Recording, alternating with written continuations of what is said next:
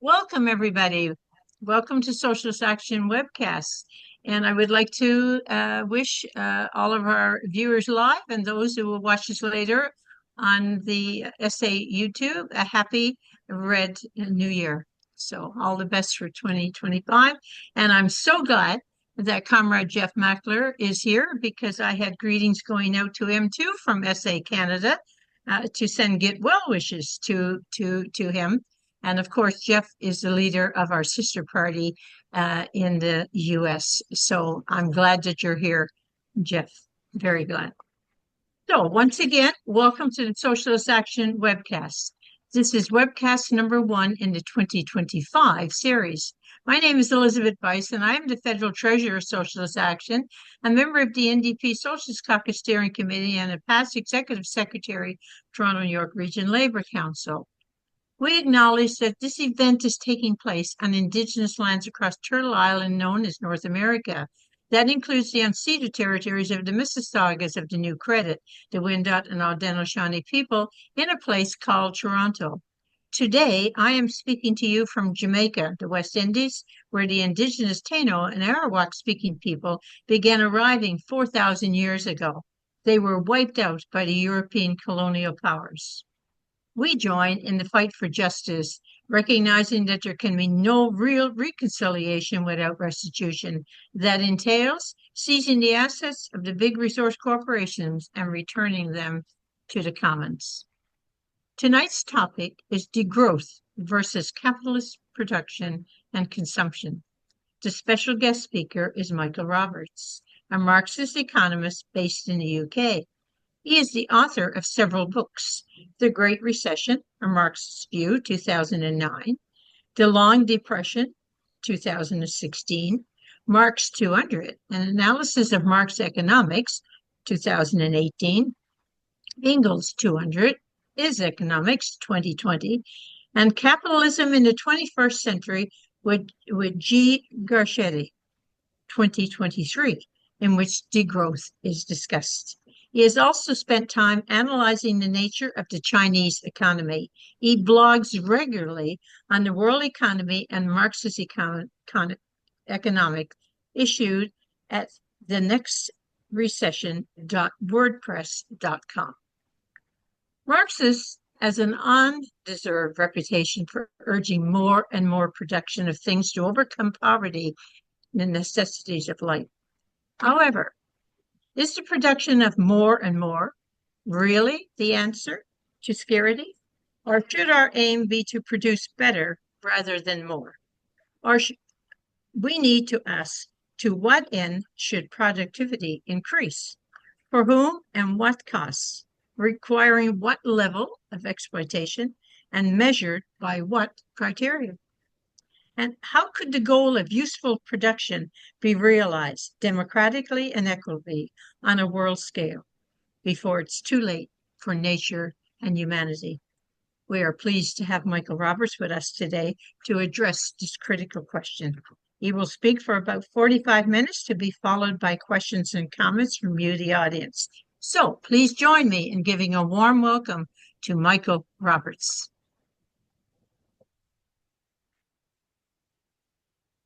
Thank you so much, everybody, for inviting me to speak on this subject.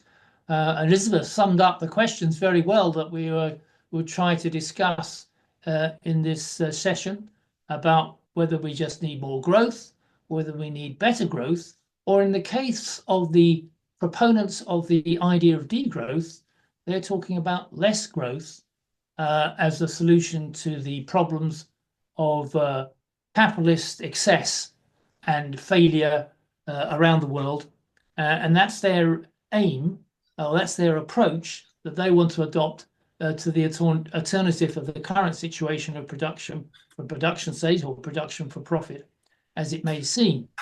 In order to discuss what the degrowth arguments are and whether they have any validity or what the defects are of them, I'm going to present to you a few slides, presentation. It's traditional for Michael Roberts to do this. So this will be giving you an opportunity, I think, to explain the situation a bit more graphically. So I'm just going to share some graphs with you.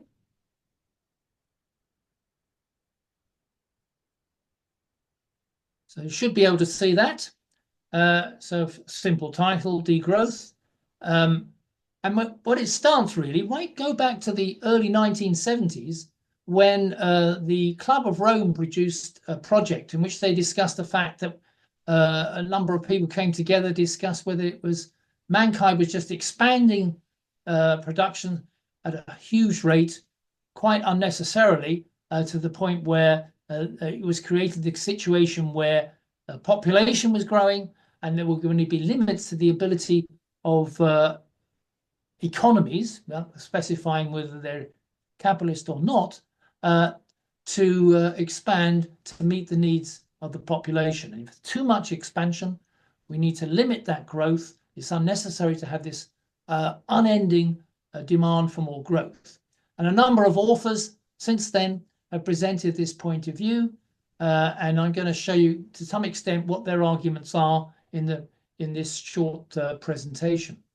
Their view boils down to this: if we're going to really get control of the economy so that it's used in the interests of the population as a whole, we need not to just go on expanding, trying to increase productivity, accumulating more. We need to move gradually to what they would call a steady state economy. And you can see in this spiral graph, which is presented by degrowth supporters, they start off with the idea that gradually we reduce the level of output so it comes down to a level where it's just maintaining a steady state. It's just replacing what's getting worn out. Whether it's resources, whether it's machinery, whether it's human labor, we're just moving to a society which just goes round and round in a steady state. As one of the authors of Degrowth says, we would have a steady state economy, an economy with constant stocks of people and artifacts maintained by the lowest feasible flows of matter and energy. In order to achieve that, we would eventually, in this circular process, shrink, in particular the rich economies, like Canada, the United States, the so-called G7 economies in the mainly northern part of the world, by as much as 1/3 in terms of GDP on their output, and only replace really worn-out stock that has to be replaced, rather than expanding unnecessarily to yet more levels of accumulation of more things that we don't really need and are in fact a waste. That's the basic argument of degrowth. They're saying we don't need these things. The expansion is causing climate change, global warming. It's increasing inequalities between the North and the South. It is destroying the environment. It's wasting resources and exerting pressures upon humanity. We need to have a society that is steady, not growing without any limit at all. So in the view of many of these authors, and according to the website of the European Degrowth Project, they have a website, degrowth carries the idea of a voluntary reduction of the size of the economic system, which implies a reduction of the GDP. And they particularly emphasize what we call GDP, which is a capitalist measure of how much is produced in an economy, gross domestic product, and that the aim of the gross domestic product is to bring together in money terms all the things that are produced, the services and things that are produced in any one economy and of course on the world as a whole. And the view of degrowth is that we should not be continuing to increase GDP, but on the contrary, we should be attempting to reduce GDP as measured by the general ones that are used by the big agencies. One of the authors of this degrowth approach, Latouche, said the concept of degrowth signifies a major social change, he says, which it clearly would, a radical shift from growth as the main objective of the modern economy towards its opposite, contraction, downshifting. So this is the alternative presented to the way capitalism operates at the moment. Does that mean that they want to replace capitalism? Well, I'll come to that point in a moment, but to emphasize again, and here's another author, Jason Hickel, who's probably the most sophisticated presenter of the argument of degrowth, that less is more. If we can use degrowth, it will save the world in the way that I've described. We'll be able to live better with less. And it's time to move to that sort of economy and society. So let's consider the degrowth economy. I dragged this out of the European project for degrowth. Your first argument is that countries have overshot ecological limits and they should scale back on non-essential production and consumption to lessen environmental impacts and decarbonize more rapidly. They should reduce reliance on cheap fossil energy, that we should reduce the use of material-intensive luxuries like SUVs, private jets, oversized homes, which are massively carbon emissions, greenhouse gas emissions, and are totally unnecessary in society's majority of people. Stop unsustainable practices such as the industrial production, industrialization of meat and agriculture in general, and also the culture of fast fashion, which massively uses resources around the world and exploits human labor in doing so. Curb the wealth excesses of the very rich, the huge super rich, whose wealth is totally grotesque and certainly something that's unnecessary in a world which should be of quality and aiming to meet the needs of the world's population. Promote public resources like public transportation over private use, private vehicle use. Foster a culture of durability and repairability. Stop producing new things, slightly different gadgets and so on.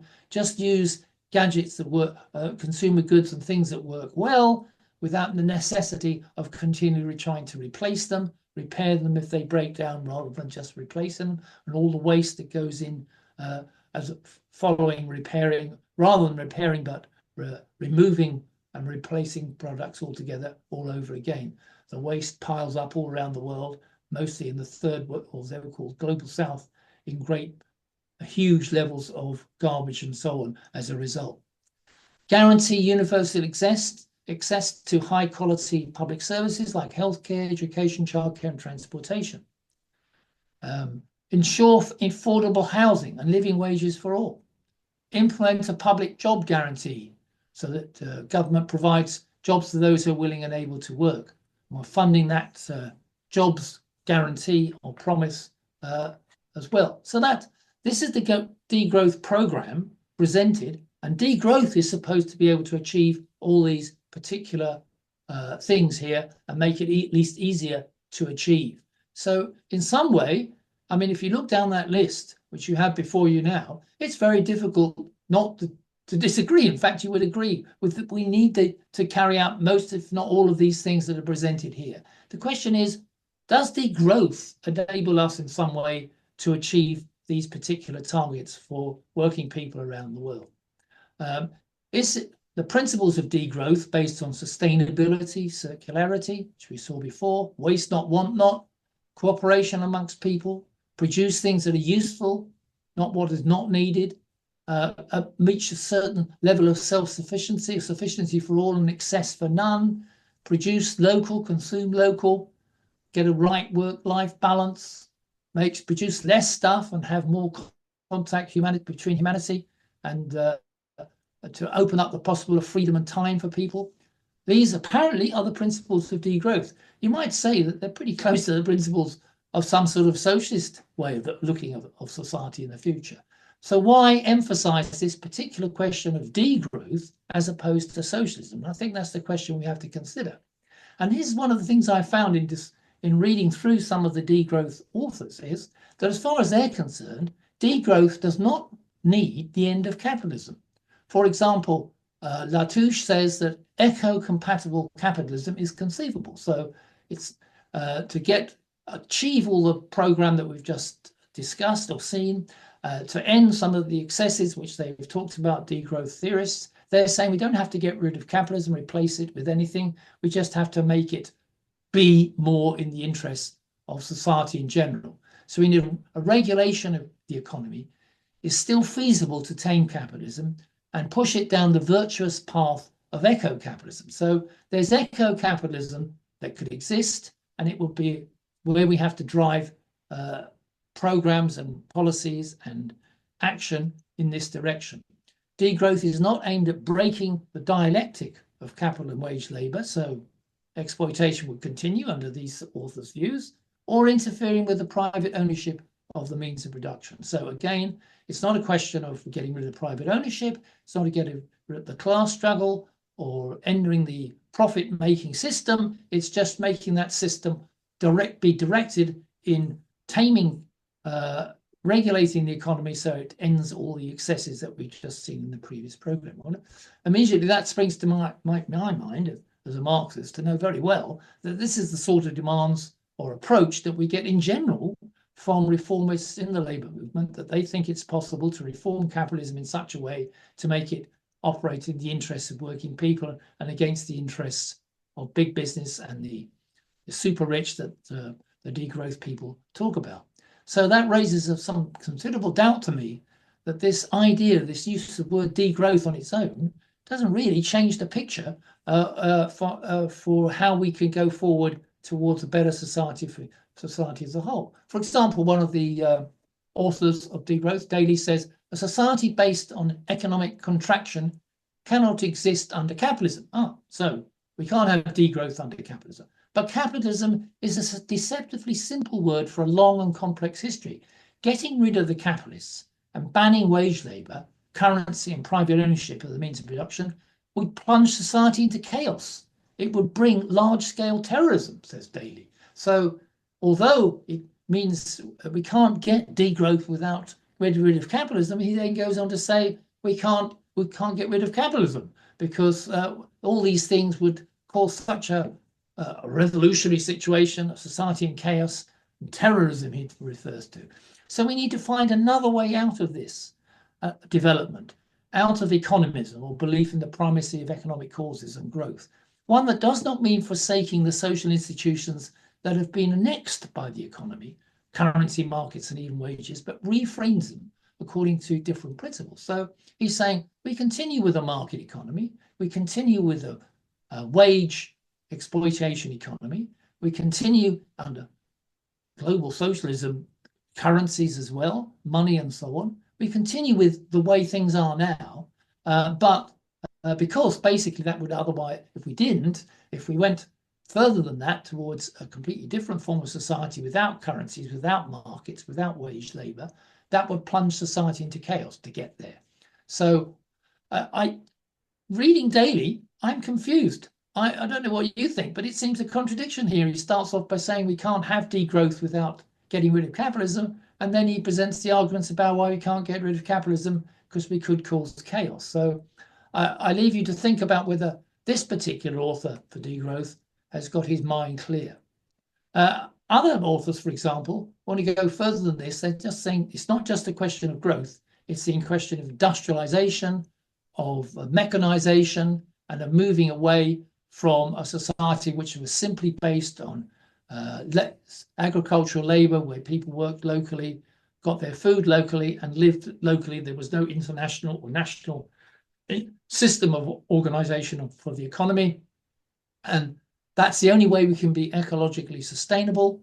It doesn't matter whether it's on a capitalist market basis or whether it's on a socialist plan basis, makes no difference, because unless we have an ecological position on capitalist accumulation, then it's not going to work. So for these particular authors, any type of accumulation, as Callis said, a leading degrowther, the target of degrowth is not just capitalism, but also productivism. In other words, it's producing more that's the issue, the contradiction in our society, not whether it's a capitalist process of production, but production in general. There are absolute limits, so only social systems of a limited size or complexity can be governed.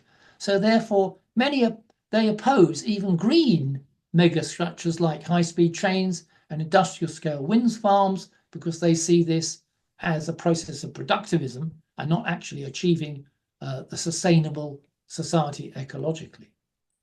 But not everybody in the degrowth area takes that view. Now, there's Kohei Saito, a Japanese Marxist scholar, who's written 2 books on this, Capital and the Anthropocene, and also more recently, the idea of degrowth communism. So he's saying that degrowth is actually connected and related and part of the process towards communism. That's Saito's position. He's an associate professor at Tokyo University, and this book on degrowth communism has been a smash hit in Japan. Over 500,000 sales. That was last year, so I don't know how many is sold now. And to give an example of just one reader, how they see it. Saito tells a story that is easy to understand, says one researcher whose samples were published. He doesn't say there are good and bad things about capitalism, or that it's possible to reform it. He just says we have to get rid of the entire system. So this seems to be a different approach from this particular degrowth supporter. Saito argues that the environmental unsustainability of capitalism is the contradiction of the system, and that further Marx saw that metabolic rights, that I mean the control of the nature of society in relation to humanity, is the most serious problem of capitalism, and that it's the main contradiction within capitalism. So Saito, in his book, both his books, argues that Marx, well, first of all, that it's not capitalism that's the main contradiction of our society, it's the ecological crisis. Capitalism causes this economic crisis, this ecological crisis, but that is the real crisis. And he goes further than that. He says he has analysed Marx's later writings and claims that actually Marx saw that capitalism, the contradictions within capitalism were not the main problem. It was the contradictions within the whole environmental system was the main problem. So climate crisis, if you like, is an existential crisis, and that capitalism, the contradictions within capitalism, are now secondary in a way to that crisis. People have criticised this and said if you go through Marx's writings and books, or any of them, they can't find any such statement that Marx takes that view. So that's one issue that Saito has been criticised for. So let me now come to a bit of a debate which took place between two main proponents. First of those against the idea of degrowth, that's Branko Milanovic, the ex-chief economist of the World Bank, and Jason Hickel, who I mentioned before, who's probably the most sophisticated supporter of degrowth at the moment. Now, Milanovic presented a series of posts in which he attacked the position of degrowth. He says it's economically irrational and politically infeasible. So first of all, it doesn't make any sense economically. And secondly, it's not going to be possible to carry it out politically. So, well, we saw before some degrowthers say that it's not possible to get rid of capitalism because of it's politically infeasible. Milanovic turns that around and says it's degrowth that's politically infeasible. And Milanovic says, let's look at the economics. Unless we change the distribution of income, we're condemning to permanent abject poverty some 15% of the world population that currently earns under $1.90 a day, and a quarter of the humankind, actually I think the figure's higher than that, who earn less than $2 per day, $2.50 per day. This is a couple of years ago. Figures have changed a bit for the World Bank. But he's saying we've got this level of poverty in the world, and do we really think that degrowth is going to be able to transform that position for all those people in the so-called global south, in the poorest countries of the world? He says degrowth implies that we'd have to bring up all the bottom 72% so that we reduce the incomes of everybody above so that the entire world lives on a global mean average. So how much of a reduction will this imply for the global top 28%, which I'm sure you're aware is we are listening to this now, and we're all in the top 28%. It may not feel like it, but in global terms, we are well inside the top 28%. And probably everybody in this screen is in the top 10%. I mean, it's staggering to think about how poor the majority of the world's population is to put the rest of us in the top 10%. But if you did that, then as Milanovic says, you work it out, it's a simple sum, the incomes of the top 28% would have to be cut by almost two-thirds. So you think about that. You want your incomes cut by two-thirds in order to carry out this degrowth program of redistribution of incomes to the global south. Factories, trains and airports and schools would have to work 1/3 of their normal time. Electricity, heating and hot water would only be available for 8 hours a day because we'd be trying to reduce the use of resources production. Cars would be driven 1 day out of 3. And we would work only 13 hours a week. So we don't only produce only 1/3 as many goods and services that the West is producing now. That's the sort of reduction required, according to Milanovic, to achieve this degrowth sustainable society where everybody's getting an equal level of resources and there's no grotesque excesses amongst the rich. So given the fact that the world population is now still going to increase, it's just under 8 billion, it will still increase possibly to 9 billion according to UN figures at the moment.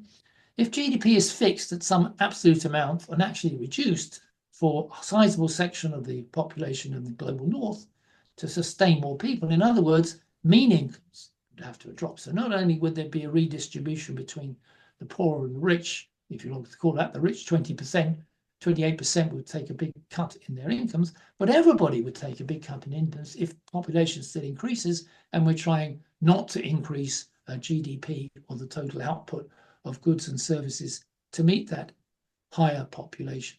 So those are Milanovich's arguments. Hickel came back strongly. He says, look, degrowth proponents like Milanovic, Hickel comes back and says, Milanovic is misrepresenting our argument because he, Milanovic, has a blind faith in economic growth and thinks we have to go on having more growth. But surely we should recognize that the world average GDP is poorly distributed and poorly utilized. Well, clearly it is. Milanovic's argument is that if you just redistribute it in a crude and abstract way, it will not solve the issue. You get degrowth only at the expense of large sections of the world's population taking a huge hit in their living standards. But Hegel says, look, degrowth is not about reducing GDP. So apparently it's not about reducing GDP. So degrowth is not degrowth.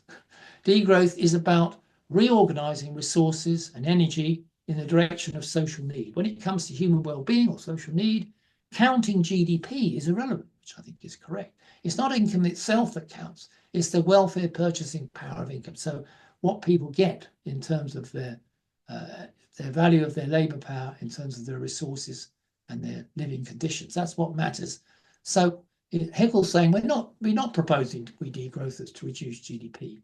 We don't seek to scale down all the sectors, just the unnecessary and destructive ones. Well, I think that's a step back from what was being put forward by previous degrowthers, but it is a more, I would think, more convincing argument to say what we want is a reorganization of how we use GDP rather than trying to reduce it in the abstract. The recent scientific survey of 561 studies of people who support degrowth, and the guys went through all these reports, articles, etc., and they conclude that 90% of these studies are opinions. So there's no arguments about what the redistribution of income would be. There's no analysis in that sense.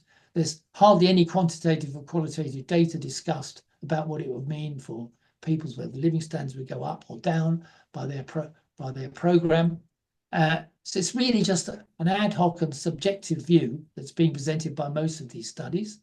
There's no system-wide perspective, no looking at what would happen in the economy, particularly in the global economy as a whole, but simply looking at what you could do locally if people didn't waste money or waste things on consuming various things or producing things, but redistribute them locally.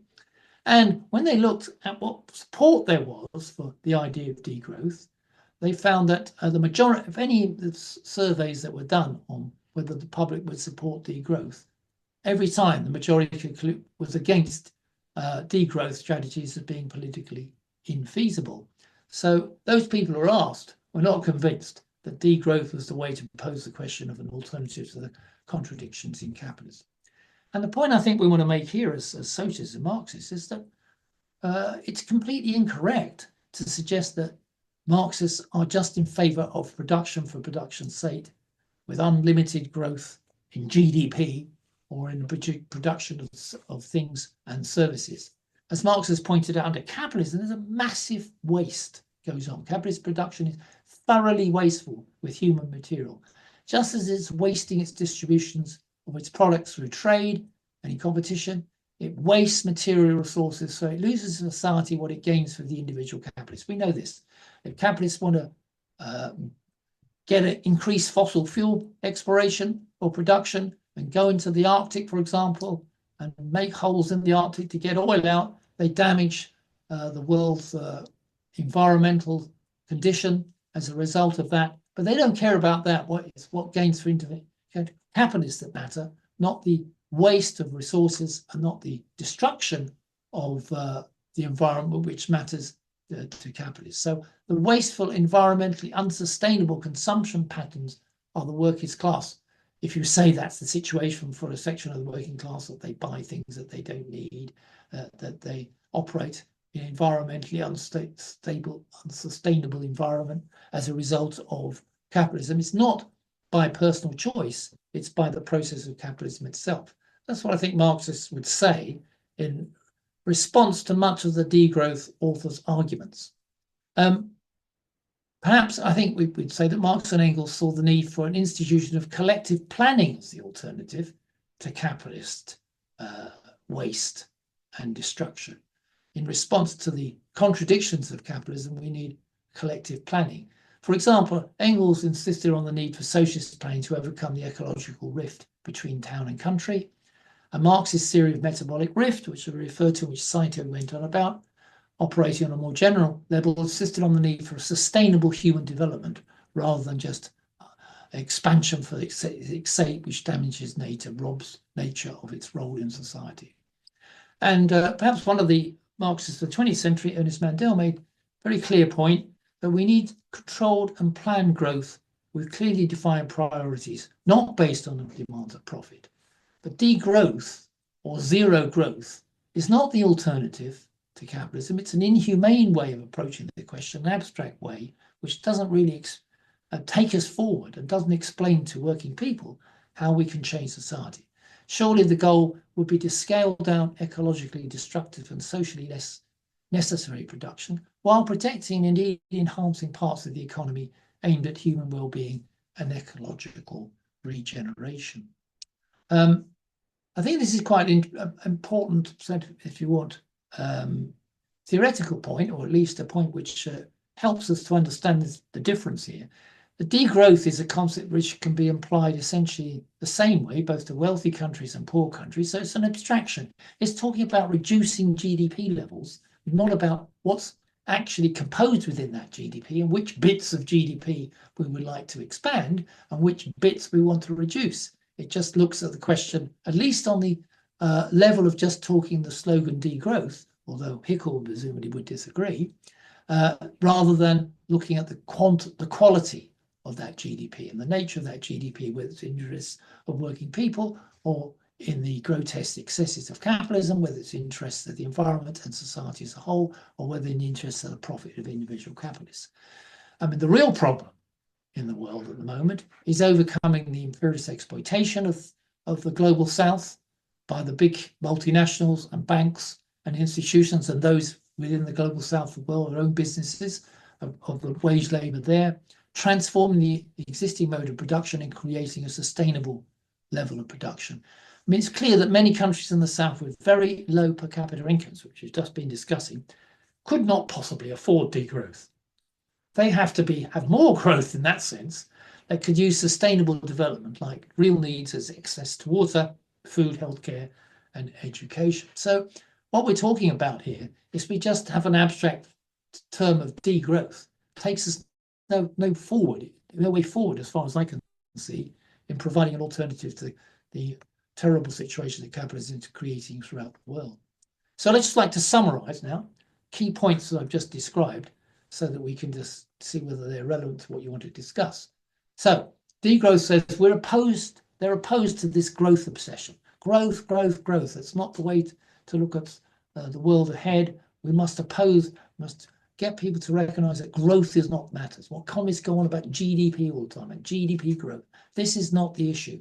The issue is that growth is actually damaging rather than beneficial to human beings and society in general.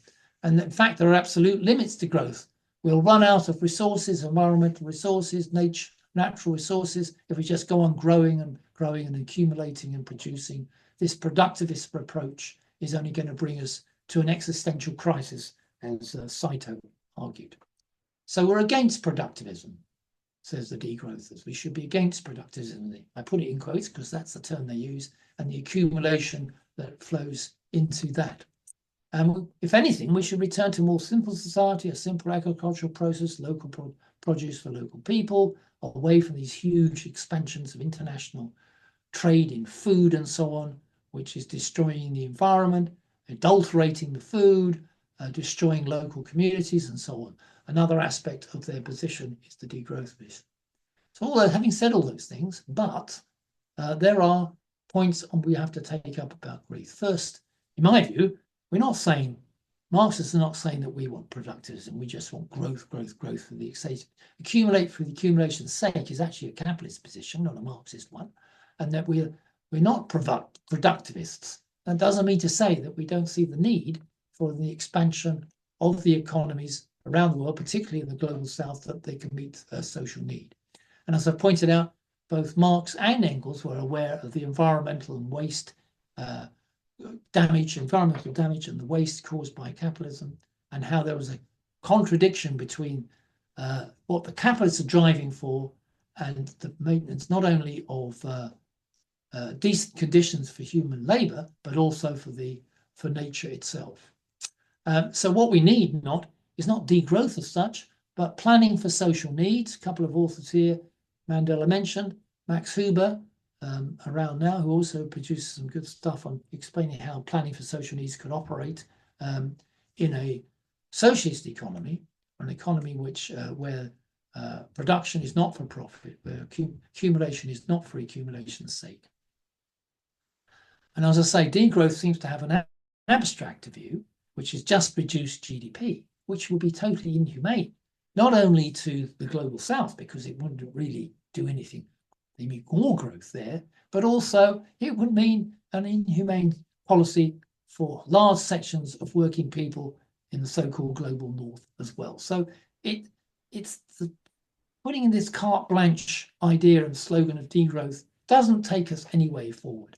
And for that matter, it's pretty clear the working class would recognize it. I mean, working class is probably not aware of this degrowth theory very much, but insofar as they've become aware of it, there would be no support for this approach. So if people think this is a politically feasible alternative to struggling for a socialist transformation of society, they're deluding themselves, and they're also diverting us, if that's what we accept this idea, from the class struggle that's inevitably involved to really get a better society. So I think those are the general points and criticisms I want to make about degrowth, and I hope that we'll see much more from everybody else. Okay. Thank you so very, very much, Michael. So very, very much. Okay. So now we're going to open the floor with questions. Each person will have up to 2 minutes to ask a question. And then I will take 3 questions and go back to Michael and give him 5 minutes to answer the questions on the first round. Okay, so I don't see anything in the chat as yet. I'm waiting for hands to go up. Don't be shy. There's a couple hands. Okay, so if you're seeing hands, who did I hear speak? Flo and Hans have our hands up. Well, I guess I don't see you on my screen. Sorry about that. So you got your hand up, Flo? Is that correct? Yeah. Okay, so we'll start with you, Flo. Thank you. You have 2 minutes. Thanks. Thank you, Michael, for that presentation. It was so interesting and enlightening. I have a kind of like a broad question, I guess, kind of going back to the start of the presentation when you're talking about the steady state economy or society, versus obviously the capitalist growth hungry model. And it did get me thinking about contradictions in capitalism and, on a very kind of broad philosophical basis. So hopefully you'll indulge me. It might take me a minute to get all these thoughts out here. But I was thinking about the relationship between austerity and deprivation and manufactured scarcity as a capitalist, political economy, and how that mode of production and, politics itself drives and really like underpins the growth model. So if we can kind of maybe tease something about that out, because that's very like fascinating to me, and I think something that maybe people don't recognize so much, but that there's something in austerity and exploitation and the looting and the skimming and the rent seeking that's built into capitalist accumulation. that necessitates growth itself. Because if we had universal basic services, public investment, the basic needs and social needs of the working class actually taken care of, sustainability wouldn't be predicated on expansion and exploiting others, right? It's kind of that same logic of capital accumulation that drove colonialism and imperialism, that kind of cannibalistic, self devouring, pattern and nature of capitalist production. So yeah, if you want to just explore that kind of, and the relationship between austerity versus public provisioning, Time's up, Cameron. growth, and steady state. Okay, I have Hans next, and then I have one that came in the chat, and then we will go back to the speaker. But and John Wonderlich will be the first speaker up. Next round. Okay, Hans. We sum up the 20th century in brutal terms. We would have to admit that it's the century of the defeat of socialism, largely due to the betrayals of social democracy and the excesses of Stalinism that the Soviet Union decayed into. So therefore, I think my main question is degrowth not simply a flight away from the necessity for socialism? And I think you've said so much that unless we get to the point of explaining away these significant factors that led to the decline of socialism, that we are not going to win this battle, even for existential survival of humanity. Thank you, Hans. Okay, the question in the chat is from Mark Lister, and it says, do degrowth advocate support a just transition for workers in unnecessary industries? Example, marketing, arms, etc. And how do they see it working? And I think I'll go, because I just got one hand up, Michael, to the fourth question and give you 6 minutes instead of 5 to respond. John Wonderlich, go ahead. Oh, thanks, Elizabeth. My question has to do with interstate versus intrastate analysis. So much of the critique that you laid out, Professor Roberts, was, it seemed to me, framed in the view of capitalism as state enterprise and the political project within the state, but the degrowth or eco-socialist view seems to much more be an interstate rather than intrastate, and that's two problem sets and two sets of framing that didn't seem to be addressed in what you said. I'm wondering if you can talk about intrastate versus interstate and interstate, and possibly whether decolonization is part of the framing of that discussion. Thanks. Big fan of your blog, by the way. Thank you for your questions. We'll go back to Michael. You have 6 minutes, Michael. Thank you very much. Well, first of all, austerity versus public provision. Well, yes, I think that if you could imagine, if we had a movement in the advanced countries like Canada, the United States, or Britain, and so on, which had some traction in the media, and it was saying the solution to our problems here is we've got a list of things here, which includes things like basic public services and so on. We support all those, but to achieve that, we've got to reduce growth. We've got to cut the GDP in order to switch it to have a stationary society, and some of the basic services will be then produced in that society because we've taken it all off the capitalists, the rich capitalists, and we'll taking the money off the resources, unnecessary resources in the hands of the multinationals and the excessive waste that's going on. Now, I think most working people say, well, how are you going to do that? I mean, how are you going to get control of an economy by which you can achieve the position of meeting all these things like universal basic services? And yet, you're going to achieve that by reducing GDP. That doesn't make any sense. And that seems to me the issue that degrowthers have to answer. I think socialists can answer that.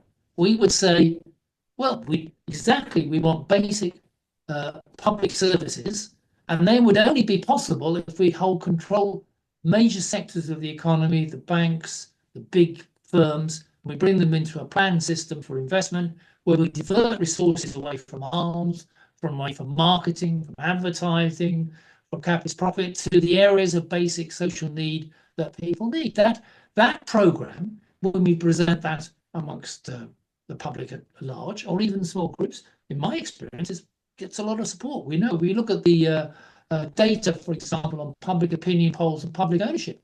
When people are asked, are you in favour of public ownership of the railways? Are you in favour of public ownership of the big energy companies? Are you in favour of public ownership of the utilities? Are you in favour of even the public ownership of the banks? Majorities are in favour of those, including voters who vote Conservative. So there's a view amongst the general public that makes sense. If you were to say to them, well, are you in favour of cutting GDP and reducing your incomes by 2/3 in order to redistribute the resources in a more effective way? I think there would not be very much support for such an approach. And it's not necessary to approach it that way. So that's how I would answer this question of austerity versus public provision. And in fact, as Hans pointed out, in effect, this is a diversion. It's diverting us from the attention of how we present the arguments for socialism in the current position in the 21st century, after all the setbacks we've had in the 20th century through the growth of neoliberalism, the defeat of labour movements, and an alternative. Working people at the moment still probably, I mean, there's quite a large support for what I've just described as would be a planned economy, or socialist economy, democratic economy. But there's absolutely no credible belief on the part of working people that that's possible. And they look around at the political options that they've got in front of them, that none of that is offered to them in any meaningful sense. And therefore there's cynicism and disillusion about what direction to take.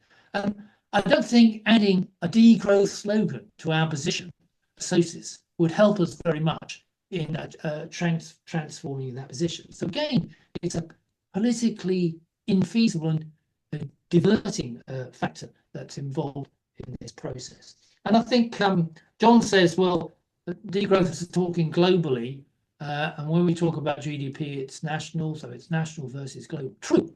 But when we think about what the issues are globally, the issues are globally that we have a periodic exploitation of the vast majority of the population by big multinationals, and that we need to end that. We need to break the grip of finance capital and the big multinationals over the poor countries of the world. We need to develop socialist movements there to present to them the argument that they have to join the degrowth campaign. I don't think we'll go down too well. As one scientist, Rubina, says in the chat, how can degrowth help working class in poor countries where poor nations are struggling just for basic needs and employment? Again, it's an abstract slogan which doesn't take us any forward.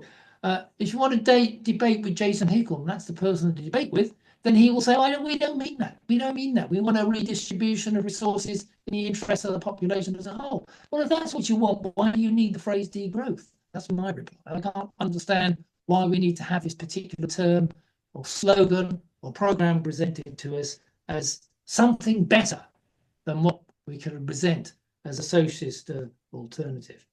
I'm not sure if I've covered all the questions, but there you are for the moment. Sorry, Elizabeth.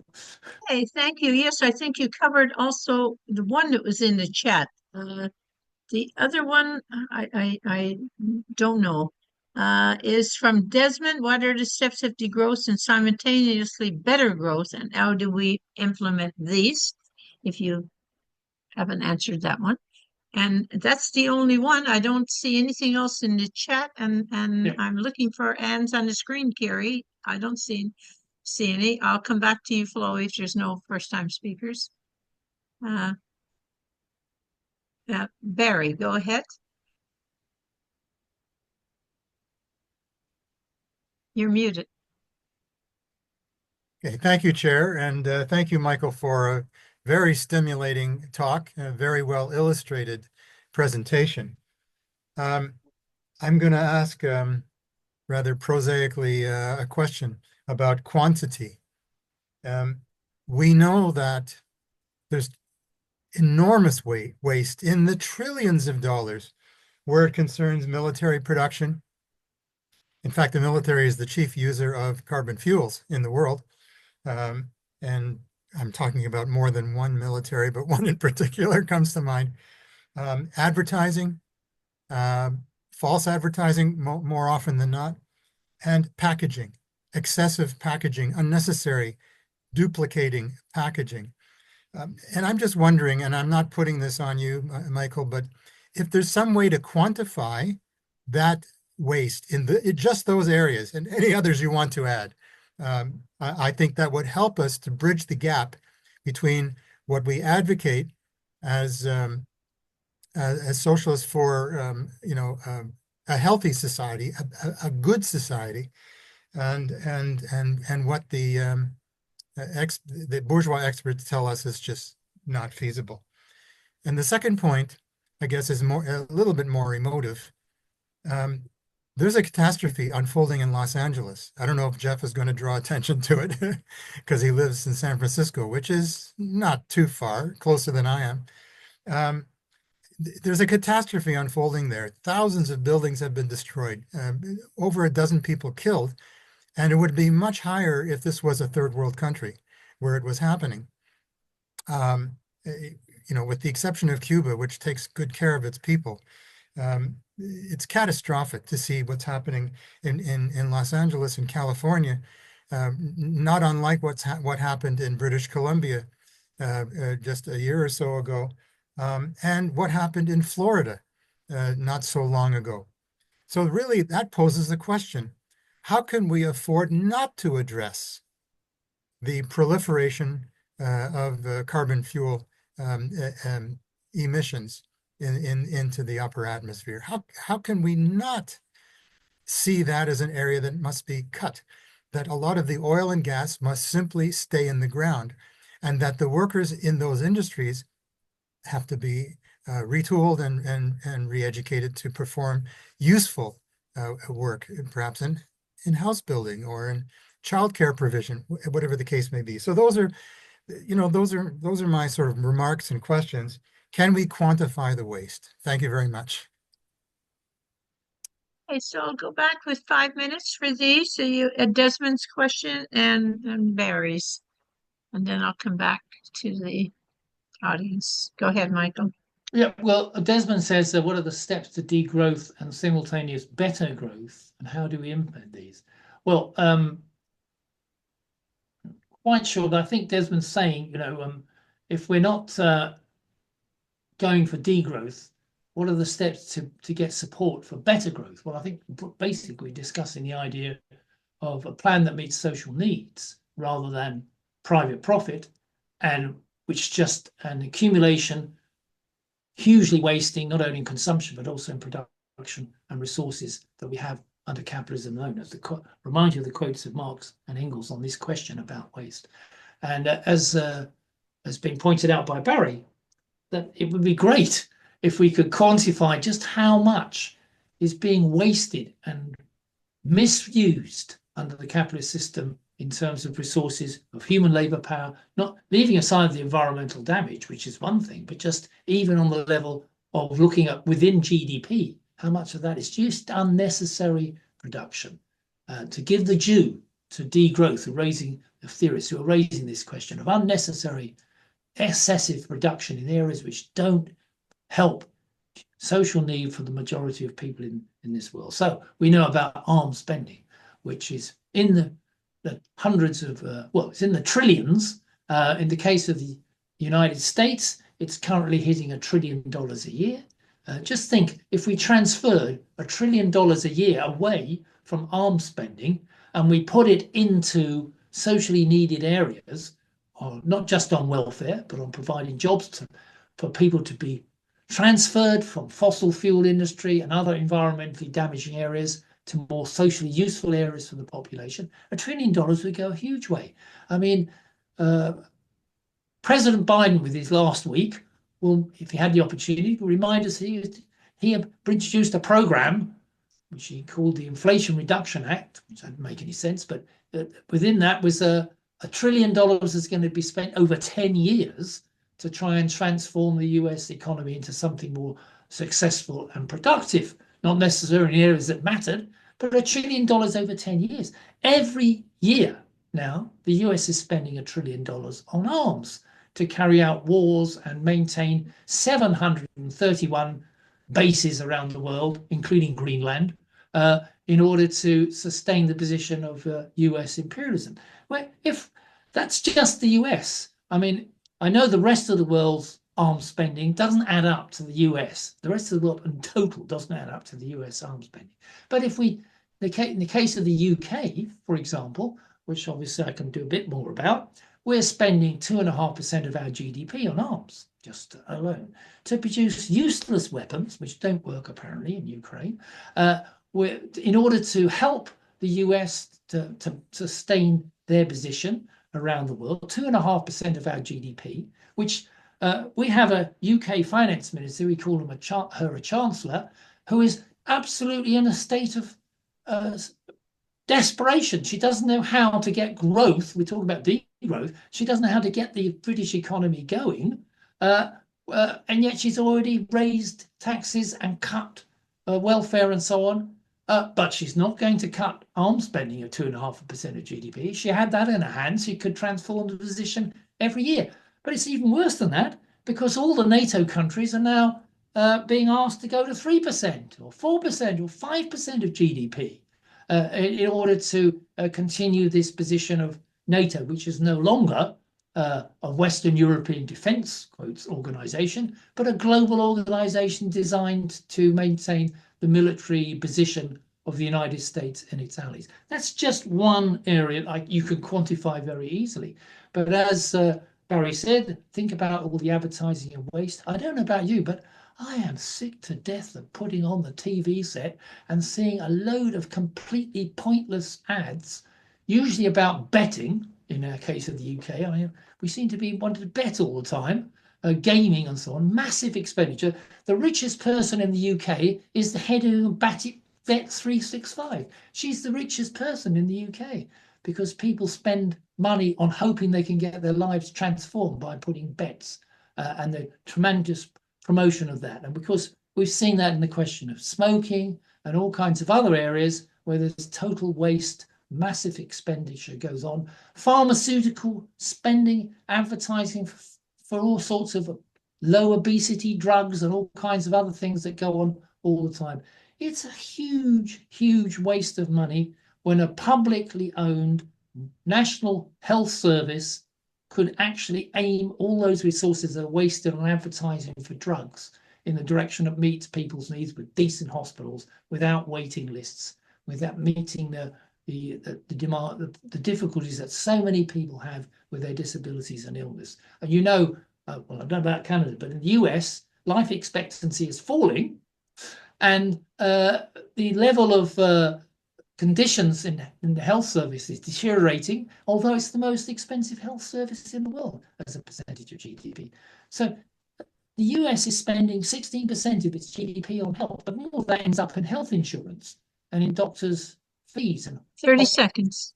It doesn't end up in people's needs. That's why there's a divergence between health expenditure. So if we cut, you could actually, want degrowth, you could cut health spending by half in the US if you have a publicly provisioned health system which meets people's needs at the point of use. Thank you. Okay, so are there any first-time speakers? I have people second time around, but I'm looking for first time. Somebody has a question? No, there's nothing in the chat. Okay, so we'll go back to the two speakers. Flo, 2 minutes, and then John, 2 minutes for your questions. Go ahead, Flo. Yeah, so following up on the last question, you're saying, yeah, people are generally supportive of public investment and, socialized things, the nationalization. So why call it degrowth, especially when you add that caveat that, okay, you have to reduce GDP and maybe your incomes, according to folks like Branko. And I think that, to me, that also poses an opportunity to kind of talk about GDP itself as a measure of economic health and what actually goes into, calculating that data point. And, as what we've been talking about, I definitely tend to agree with Jason Hickel kind of side of things in terms of interpreting at least what a more reasonable and rational understanding of degrowth would mean. Um, and you would think that, as Barry was saying, and as we understand, the financialization of the economy, and the rent seeking and all this has led to, I mean, it's a faster way to accumulate capital, which is why the capitalists have moved away from productive investment in the first place, right? So do you not think that to some extent, just through the process of kind of returning to public investment and direct market investment to um, return productive capacity to the economy would functionally lead to some kind of degrowth, let's say in the political situation, hypothetically, that we had some, democratic planning of the economy. But given like the extent of financialized fictitious capital that actually exists in our measurement of GDP currently. Like, I guess what I'm getting at too is I understand, I think I agree with you that, we shouldn't, as Marxists, try to sort of co-opt degrowth, or we don't necessarily like need it to incorporate into our analysis. But maybe a better way to think about incorporating it is like, if you want to see degrowth, you're going to have a Marxist analysis of the economy anyway, or the political economy, because you're never going to get degrowth under a capitalist political economy. I think I agree on that. So anyway, just kind of a comment, but I'll throw that out there about the GDP. Okay, so a question in the chat, and then we'll go to John from Rubina. When developing countries try to do degrowth, multinational companies move to underdeveloping countries, which is affecting fast climate change. How could it be decreased or stopped? And the last question to go to Michael is from John. Go ahead, John. Hi again. It's actually kind of in the same line as what Rubina just said. Because when we talk about the advanced capitalist countries, the problem is clear, and the level of exploitation in the global south, the 24 or 25% underneath $2.50 a day, but the middle income countries, or the BRICS countries, are maybe the laboratory for this question, because they're simultaneously needing to grow and are also dealing, especially in coastal countries, to deal with the consequences of climate change. So whether it's China or Brazil or India, they're all taking different paths and having to deal with that. So I'm wondering if you can talk about, and I think Mark said earlier, we have a whole separate podcast about this class nature of the Chinese state. I'm not inviting that conversation, but just as a BRICS country, how do you? They seem to be trying to do both by developing electric and other options, but still needing to use fossil fuel to get to a sustainable, to a bare sustainable level for their population. So, where does BRICS fit in this analysis? Thank you, John. Okay, we'll go back to Michael. 5 minutes, Michael.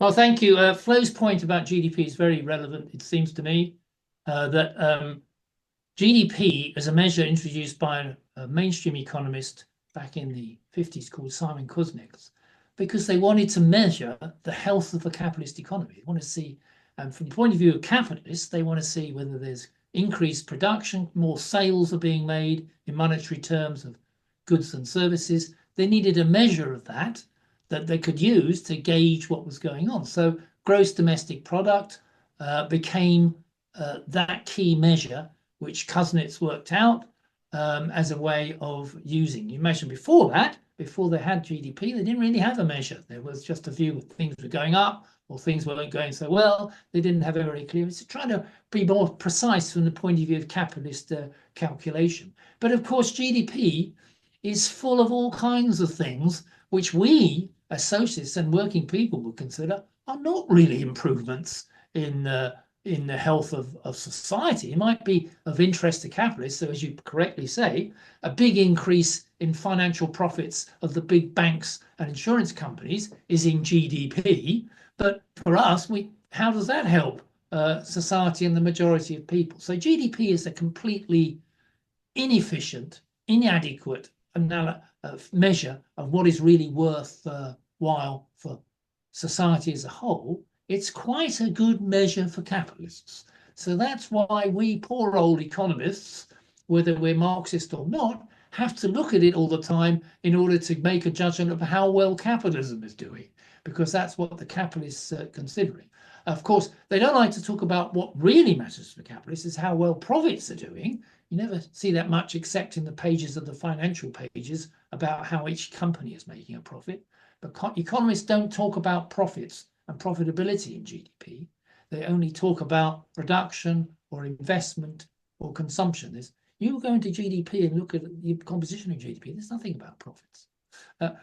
So that it's on the one hand, supposedly a more efficient way of trying to see what's happening with capitalism.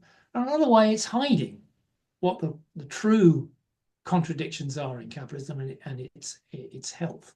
And of course, from the point of view of the majority of the population, whether they're in the global north or the global south, it's not a very good gauge of social well-being and so on. In that sense, what Jason Hickel says and others say is absolutely correct. What we're debating here is not so much whether GDP is a load of rubbish, but whether degrowth adds anything to our approach to deal with that in the future. John raises the question of the BRICS. It's a big question about whether they can play a role in changing that situation. All I would say is at the moment is that, well, and it's another big discussion, is that the BRICS attempt, as it prefer to provide some sort of alternative to the role of US imperialism and so on, is very limited indeed. We're talking about countries that are still, where the majority of the population is highly exploited, and that when they trade and get investment, they're exploited by the big multinationals of the North. The middle-income countries are still in severe difficulty. And it's not really, in my view, possible that the grouping of the BRICS will provide a clear alternative to that situation. I have to fall back on the old-fashioned position of socialism. It's the working class in those countries that matter. And that I don't have much faith in Putin, in Modi, in the head of Saudi Arabia, or the Iranian mullahs as providing us with an anti-imperialist direction. I tend to look towards the working people in those countries. If we had socialist change in those countries, democratic socialist governments coming to power, bringing together BRICS, that would be a massive change. And that remains our issue, doesn't it? Whether it's in Canada, the US, or whether it's in Brazil. Well, how are we going to get the working class into power in order to bring about the global change that we need? Because now the issues of the 21st century are no longer issues just of one country or a group of countries. They're issues for the globe now. I mean, we face the possibility of world war again. We face the possibility of environmental collapse and existential disaster, that the costs of climate change, global warming is increasing to a huge level, and something's got to be done. The IMF chief, Georgieva, said yesterday, something's got to be done. Well, yes, I know, but what's she going to do? What can she do? Because 30 seconds. Yeah, at the same time as she's saying something's got to be done, all the major banks are pulling out of net zero financing. They're not going to finance climate change and mitigation measures against global warming. And fossil fuel production is increasing. And as correctly pointed out, countries that are trying to change that are still having to use a huge amount of fossil fuel to achieve it. The difference is that whereas the US per capita's fossil fuel carbon emissions is massively high, China has high carbon emissions, but per person, it's way, way lower. And they're trying to avoid that process. And so are many middle-income countries. But how can they do that unless they have the resources and the control of all the major economies and the major sectors of the economy globally? That's the task that's ahead. And that's the crisis which exists in capitalism. Thank you, Michael. Okay, so I have time for three more questions. I have An's hand up. So, is there anybody that hasn't asked a question yet that would like to do so? This is the last round. No. Anybody that has spoken before like to speak again? No. Okay, so I have one question, and that is from Ans, and he has up to 2 minutes, and then we will go back to Michael, and you can take 6 minutes to answer the questions and do a wrap up if you so wish, Michael, and something you might want to tell us that you haven't so far. It's up to the time will be yours to use or not use. Okay, go ahead, Ans. Well, just to recap about the phenomenal waste in the capitalist system, an example is the 100 different car manufacturers on this planet that produce essentially the same product. I noticed that Honda and Nissan have announced a merger plan. That's an aside. I want to ask the elephant in the room question in Canada and the US, and that's slightly off topic, but degrowth is forecast as the doom consequence of the 25% tariff. I tried to raise my hand, but it didn't work. The 25% tariff disaster that Trump is invoking for North America and specifically for Canada. Uh, Pardon me for being slightly off topic, but as I said, it's the burning question of the day here in Canada.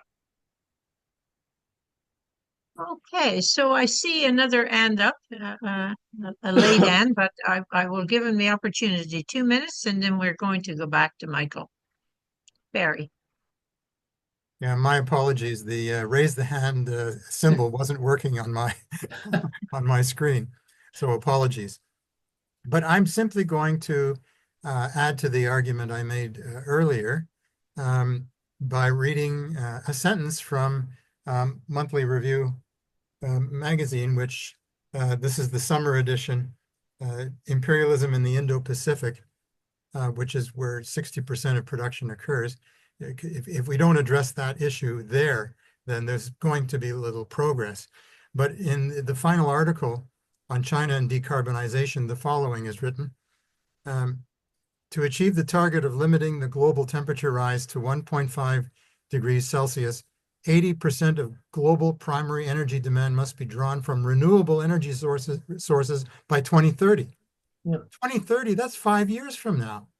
And all fossil fuel sources phased out by 2050. That's not very long into the future. So we're looking at a really existential crisis.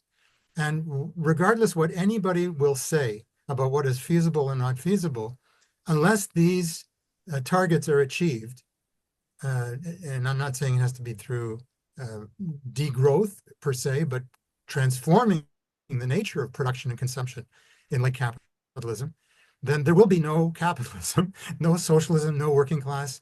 There are no jobs under 10 meters of water. It's proven. So we need to recognize that something must be done, and it will not be done unless through democratic planning. There's no other way. The corporations that have profited from pillaging the resources of the world, including human labor, are not going to do it voluntarily. There's no sign of it. None of them advocate it, even if you would be, credulous with regard to what they say. So there's nothing short of a global socialist revolution, which has to be conducted country by country. There's no such thing as a worldwide simultaneous revolution, but revolution nonetheless is absolutely essential for human survival and for the survival of, Mother Earth. We don't have a plan B or a planet B. Thank you. Okay, so we're going to go back for final words from Michael.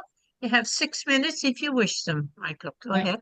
Thank you, Elizabeth. What Hans said, of course, raising the question of our new US president, who comes into office next Tuesday week, and we're all looking forward to that.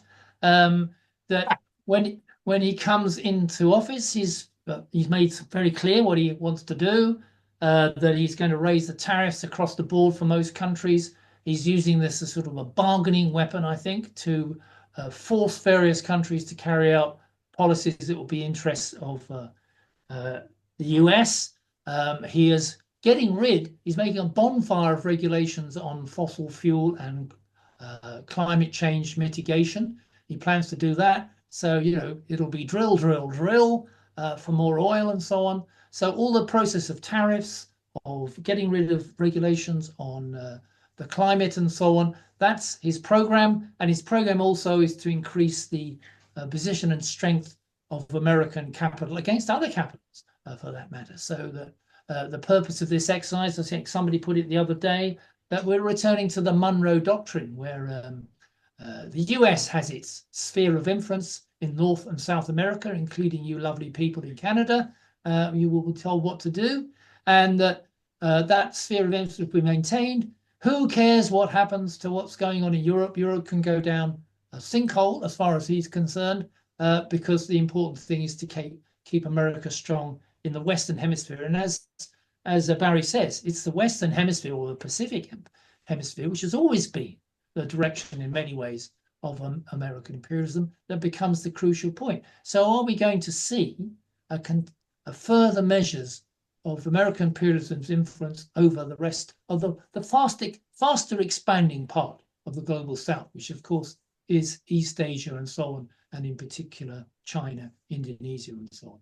That is an issue for the 21st century, is going to take place now under the new administration over the next 4 years. We'll see how that develops. But what is clear, and as I can't disagree with anything that Barry has said, is that these are the issues of the rest of this decade and beyond. And if they're not resolved in the direction of the interests of the majority of humanity, then, as he says, it is the majority of humanity who are going to badly suffer, particularly the poorest parts of humanity, plus, of course, the rest of the species in the planet and the planet itself. I only just saw last week that we have gone beyond 1.5 degrees centigrade above pre-industrial level of temperature. It's gone in 2024. And yes, it's not an average yet, but it will be. And so the target of the Paris Agreement in 2016 is not being met. It's gone. And as he's pointed out, there's no way that we're getting anywhere near the level of reductions and mitigation of fossil fuel emissions and renewable replacement that the targets require. So this is a crisis, leaving aside the question of whether we need to have a degrowth target or not. Well, these are the questions that really we face over the next decade or so. Thank you. Thank you very much. So thank you again, Michael, for your excellent presentation and discussion, and taking the time out of your busy schedule to be with us today. And thanks to our IT staff person, Kiri, and to our political producer, Barry, and also to everybody that was live. And of course, the webcast is recorded, so to our audience who will listen to us later. And remember, as I said, the webcast is recorded and will be posted onto the Socialist Action YouTube channel. I invite everyone to visit www.socialistaction.ca. If you would like to know more about our party and possibly to join SA, please provide your e-address on the website and call 647-986-1917. The next SA webcast will occur on Thursday, February the 13th at 7 p.m. Eastern Time on the topic Resisting the New McCarthyism in Canada. Long before October 7, 2023, Canada's laws and institutions shielded Israel and perpetrated Zionist ideology. Over the past year, the Canadian state increasingly targeted pro-Palestinian activists and protesters against genocide, with charges and jail time, while finding underhanded ways to punish pro-Palestine speech through initiatives such as the Canadian Handbook on the IHRA, Working Definition of Anti-Semitism. The sharp right and aggressive anti-democratic tactics pursued by the state to crack down on free speech is a shameful intimidation campaign on behalf of the powerful proxy of empire. Join us for a discussion with British Columbia Civil Liberties Association lawyer Aslan Jackson and the Montreal-based political analyst and head of the Canadian Foreign Policy Institute, Eve Engler, to find out what is happening, what it means, and how we can fight back. Join us on February 13th at 7 p.m. Currently, Socialist Action is conducting its annual fund drive. We are trying to raise money to keep SA resources, including party literature, media, and staff, at the service of workers in the class struggle. So please donate generously if you can by sending a bank e-transfer to barryaw@rogers.com. Thanks again to everyone for today's webcast who made today's webcast possible. Let's continue the struggle for equal socialism and workers' power. Please keep in touch. Stay healthy and stay active.